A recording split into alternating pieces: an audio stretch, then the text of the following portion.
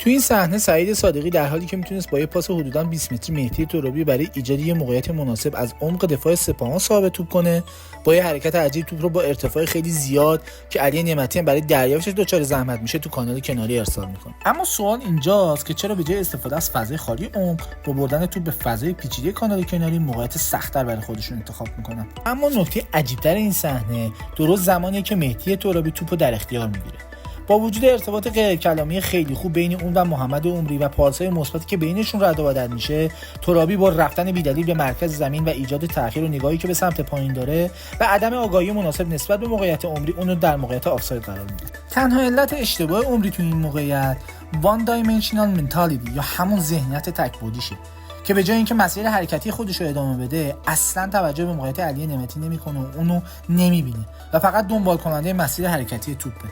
حتی اگه اشتباه ترابی رو در تأخیر در ارسال در نظر نگیریم، قرار گرفتن عمری در موقعیت آفساید هیچ ارتباطی با حرکت اون از جلوی یا پشت مدافع نداره.